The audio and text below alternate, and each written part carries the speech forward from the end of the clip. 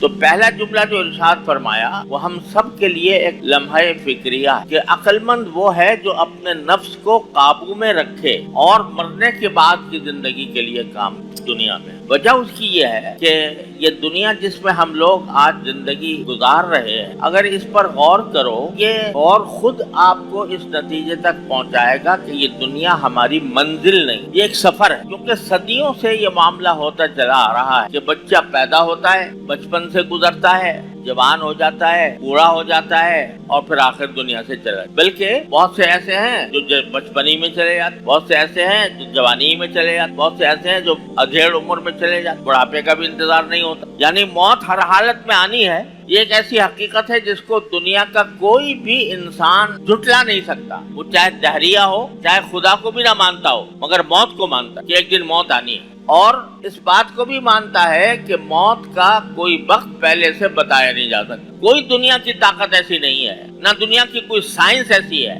جو انسان کو یہ بتا دے کہ تمہاری موت کب آنے والی۔ صحت، بظاہر صحت مند آدمی نظر آتا ہے، اچانک دل کا دورہ پڑا، ختم ہو گیا۔ بظاہر صحت مند آدمی نظر آتا ہے اور اچانک اس کے دماغ کی رگ پھٹ گئی، ختم ہو گیا۔ یا اور کوئی اچانک ناگہانی حالت پیش آ گئی، کوئی حادثہ پیش آ گیا، کوئی ایکسیڈنٹ ہو گیا۔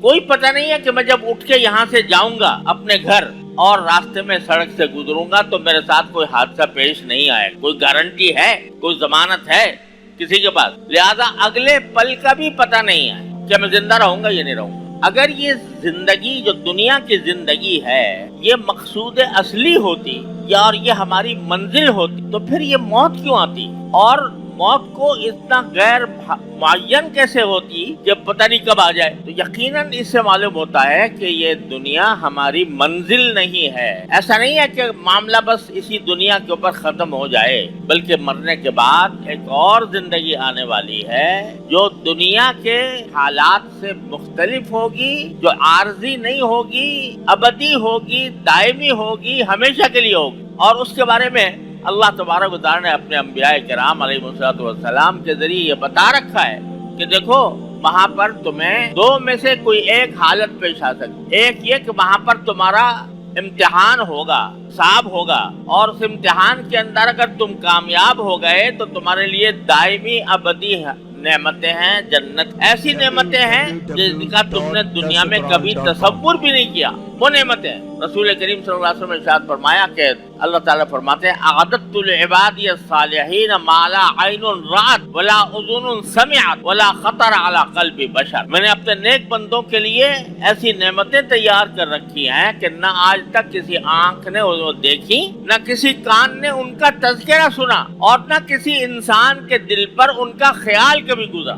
ایسی نعمت وہ ہم نے تیار کر لی اگر تم اس امتحان میں کامیاب ہو۔ لیکن اگر تم نے دنیاوی زندگی اس طرح گزاری کہ اس کے نتیجے میں تو اس امتحان میں کامیاب نہ ہو سکے تو اللہ بچائے پھر عذاب بھی بڑا سخت۔ جہنم ایسی چیز ہے کہ انسان کے لیے قابل برداشت نہیں، وہ تمام تر تکلیفوں کا، مشقتوں کا، غموں کا، دکھوں کا مرکز ہے۔ جنت میں کسی غم کا نام و نشان نہیں، کسی تکلیف کا نام و نشان نہیں، کسی خوف کا نام و نشان نہیں، اور اللہ بچائے جہنم میں کسی خوشی کا نام و کسی آرام کا نام و نشان، تکلیفیں ہی تکلیفیں، عذاب ہی عذاب، آگ ہی آگ۔ اتنا زبردست امتحان ہونے والا ہے تمہارا مرنے کے بعد، اور اس کا پرچہ بھی آؤٹ کر دیا گیا۔ کیا پوچھا جائے گا تم سے اس امتحان کہ بتاؤ ہم نے تمہیں اتنی زندگی دی تھی وہ کاہے میں گزاری؟ ہم نے تمہیں اتنا مال دیا تھا کس چیز میں خرچ کیا؟ ہم نے تمہیں جوانی دی تھی وہ جوانی کس چیز میں لٹائی تم؟ اور ہم نے تمہیں علم دیا تھا تو اس علم سے کیا نفع اٹھایا؟ یہ پرچہ آؤٹ ہے۔ پہلے سے نبی کریم صلی اللہ علیہ وسلم نے، حضور اقدس صلی اللہ علیہ وسلم نے اللہ تعالیٰ کی طرف سے امتحان کا یہ پرچہ آؤٹ کر رکھا ہے۔ ان چیزوں کے بارے میں سوال ہوگا۔ تو یہ جو دنیا گزر رہی ہے یہ اس امتحان کی تیاری ہے تاکہ ہم جواب دے سکیں بھئی عمر آپ نے دی تھی، بے شک آپ نے ہمیں، تو ہم نے فلاں فلاں کام میں گزاری۔ جوانی آپ نے عطا فرمائی تھی تو جوانی ہم نے فلاں فلاں کام میں گزاری۔ مال دیا تھا تو میں نے کہاں سے کمایا، کہاں خرچ کیا، اس کا حساب میں آپ کو دینے کو تیار ہوں، دے سکتا ہوں۔ اور علم مجھے دیا تھا تو اس علم پر میں نے کتنا عمل کیا یہ میں دے سکتا ہوں۔ یہ امتحان ہے جو ہونے والا ہے، اور یہ دنیا جو ہے وہ اس امتحان کی تیاری کی جگہ ہے، منزل نہیں ہے، مقصود نہیں ہے۔ سوشل میڈیا پر سب سے قدیم اور سب سے ریلائبل برانڈ درسقرآن.com